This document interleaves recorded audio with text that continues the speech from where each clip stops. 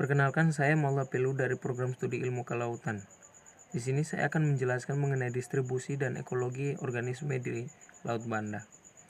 Sebelum kita membicarakan jauh, mari kita bedah dari situasi perairan Laut Banda, kondisi ekologi, distribusi, sampai dengan organisme dasar perairan Laut Banda. Ya, kita lanjut.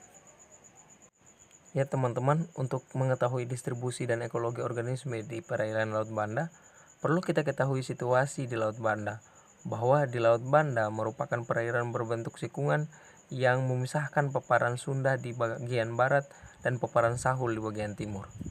Topografi dasar lautnya sangat kompleks dengan bentuk sikungan di bagian barat dan bentuk palung di bagian timur. Bentuk topografi yang kompleks ini turut menentukan dan mengendalikan pertukaran massa air. Lewat permodelan yang dilakukan dari hasil ekspedisi Senilus yang pertama tahun 1930-an dan kaji yang dilakukan oleh Lembaga Ilmu Pengetahuan Indonesia pada 1950-an, menyimpulkan bahwa perairan ini berfungsi seperti jantung perairan Indonesia. Pada periode bertiupnya angin muson barat secara lokal disebut sebagai musim barat dari Desember sampai Februari, akan terjadi penurunan massa air yang berlebihan atau downwelling. Akibat masuknya air dari Laut Jawa dan Laut Flores dan sedikit massa air yang mengalir ke Samudra Pasifik, hal ini mengakibatkan naiknya suhu di permukaan dan menurunnya salinitas serta unsur hara, sehingga berujung pada menurunnya biomasa plankton.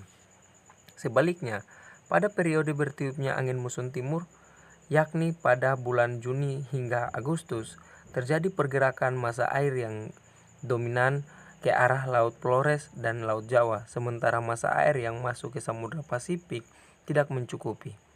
Akibatnya, dari lapisan bawah Laut Banda akan bergerak ke atas atau dikenal dengan proses pengangkatan massa air atau upwelling. Sirkulasi ini terkait langsung dengan sirkulasi massa air dunia. Proses pengangkatan massa air yang terjadi di Laut Banda pada musim timur mengakibatkan kekosongan massa air pada lapisan paras, mengakibatkan penurunan suhu, naiknya salinitas, dan pengangkatan unsur hara.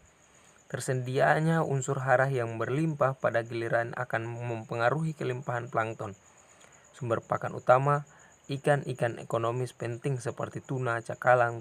Ketika telah menjelaskan mengenai dinamika perairan, lalu bagaimana sih kondisi ekologi perairan Laut Banda?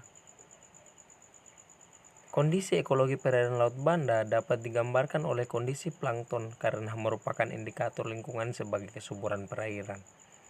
Plankton dapat dibagi menjadi fitoplankton dan zooplankton. Fitoplankton merupakan organisme mikroskopis yang bersifat autotrof atau mampu menghasilkan bahan organik dan bahan anorganik melalui proses fotosintesis dengan bantuan cahaya matahari. Nielsen 1975 mengatakan bahwa kurang lebih 95% produksi primer di laut berasal dari fitoplankton. Dan berikutnya kita menjelaskan mengenai distribusi kelimpahan fitoplankton di suatu perairan. Bahwa fitoplankton memiliki distribusi dan kelimpahan yang berbeda-beda pada suatu perairan. Distribusi fitoplankton banyak dipengaruhi oleh faktor fisik seperti pergerakan massa air dan kimia, misalnya nutrien. Oleh karena itu, kelimpahan fitoplankton lebih tinggi pada daerah dekat daratan yang dipengaruhi oleh estuari karena memiliki nutrien yang lebih tinggi dibandingkan dengan daerah oseanik. Lapisan permukaan pada perairan laut lepas memiliki intensitas cahaya dan suhu yang cukup, namun miskin akan kandungan nutrien. Konsentrasi nutrien di laut sangat dinamis yang dipengaruhi oleh arus dan musim.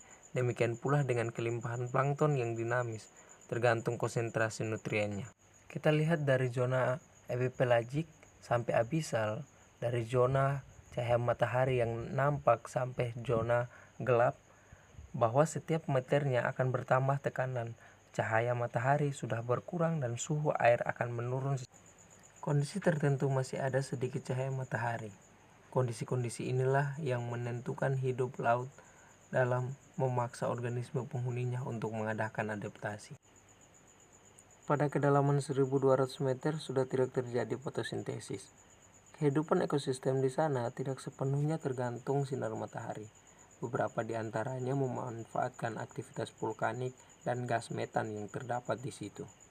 Pada dasarnya, laut terdapat beberapa hewan yang hidup di sana, di antaranya Echinodermata Oke teman-teman, mulai dari perairan Laut Banda, kondisi ekologi, distribusi, dan kita masuk ke tahap terakhir yaitu organisme dasar perairan Laut Banda. Apa-apa saja kawan-kawan, kita lihat di sini. Sesuai dengan gambaran di situ, teman-teman bisa lihat ada 3 jenis duri babi di situ. Ada juga keberadaan jenis gastropoda, terutama yang berasosiasi dengan substrat berbatu ini menunjukkan bahwa jenis-jenis tersebut umumnya mampu bertahan hidup dengan beradaptasi terhadap kondisi lingkungan yang sangat dinamis.